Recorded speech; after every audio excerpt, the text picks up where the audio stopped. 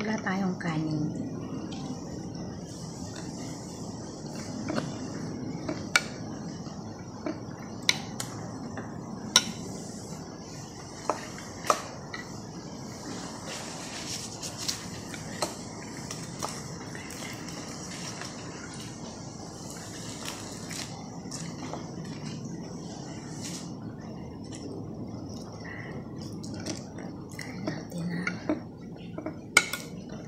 Sausaw natin dito sa beef paris. Pwede naman siguro kahit anong iparis mo dito, diba?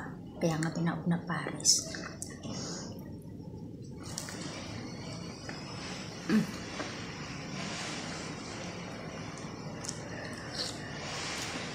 Sarap.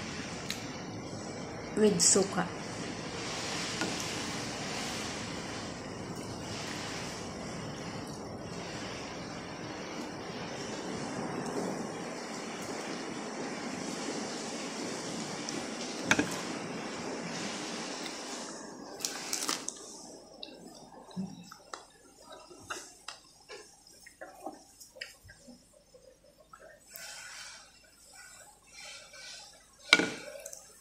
Masarap daw pag may suka.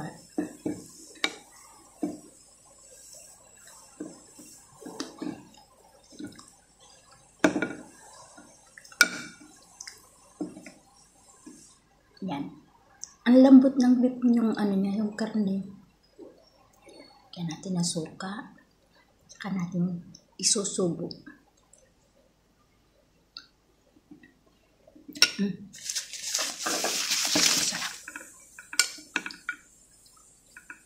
Kung gusto niyo makatikim ng beef paris, punta kayo ng Topayo. Doon, madali lang siyang hanapin.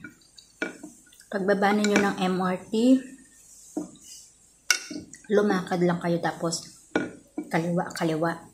Ganon. Diretsuhin niyo lang hanggang sa makarating kayo sa dulo. Black ano pala, 177. Yun, andun. Maraming mga katabing kainan. Maliit na ano lang siya, space yung kanyang tawag doon, space ba? Basta yun na yun. Makikita mo, meron siyang nakalagay doon. Makikita mo kaagad yung kanyang beef bulalo. Makikita mo naman kasi Tagalog. Yung bang parang pagkain Pinoy, diba? Beef bulalo. Tapos yung mga papaitan. Papaitan ang sarap din. Chor. Hindi malansa yung laman niya sa loob. Masarap yung papaitan. Tapos, meron sila si charong bulaklak. May laing. Marami silang may lechon kawali. Tsaka pata. Kumain kami doon nung Sunday. Before kami umuwi.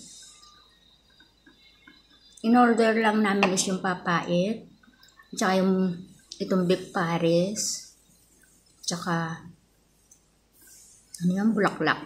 Pero dami niyang binigay na present. Binigyan niya kami ng pring, laing, at tsaka yung cake ba yun? Tapos siyempre, alam mo naman si Ging, hindi niya naubos yung isang serve ng paris. Ang dami kasi na isang serve niya. So, in take-away ko, plus, in take-away ko na, dinagdagan niya pa. Yun, ganun. Kaya, try mo.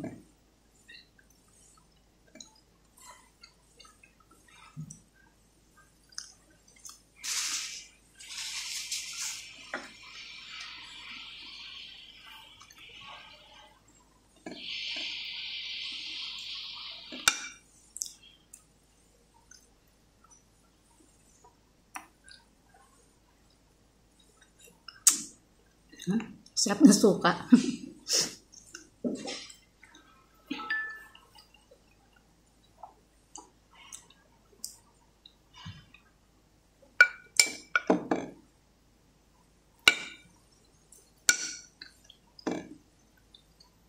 Masarap pala talaga yung may suka.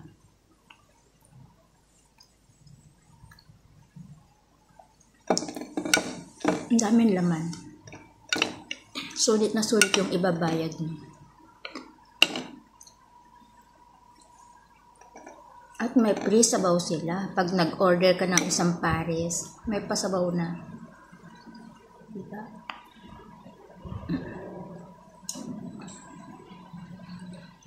Pilipino yung may-ari ha.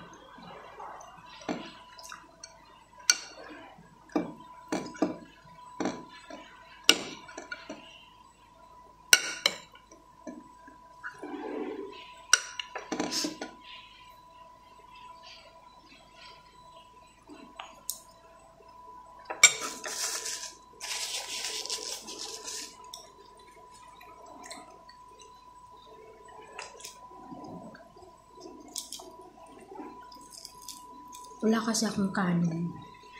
Kaya ito na lang ang pinatner ko. Ito ang ipinaris ko, walang kanin.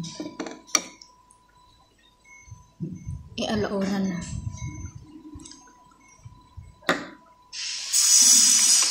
Pwede na rin.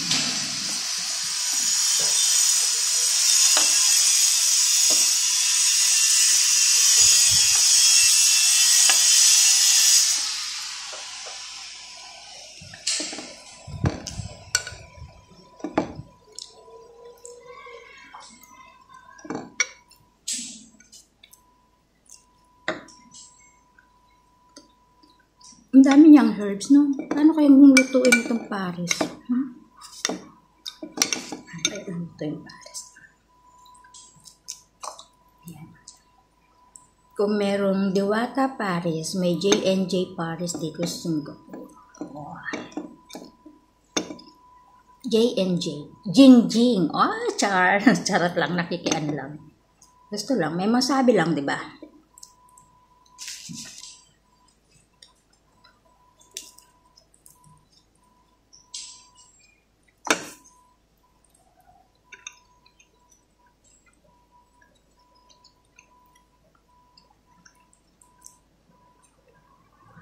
Meron din silang papaitan pala. Hindi namin na-try kasi nga hindi naman kami ganun kalakas kumain.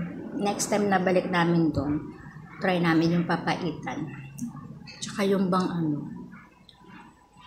yun, lechon kawali.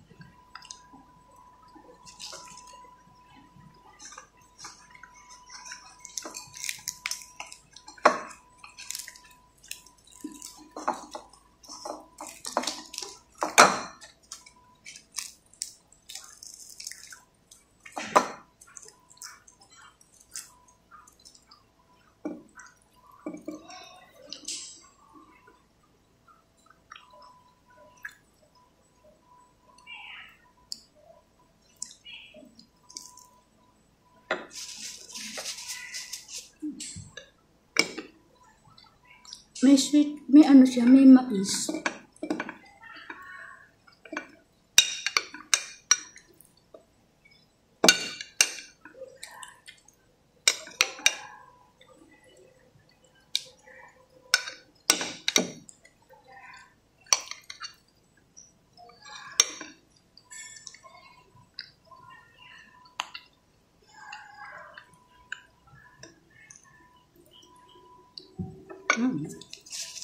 Dami talagang laman. Para sa akin, hindi ko pa rin kayang ubusin yung take away ko.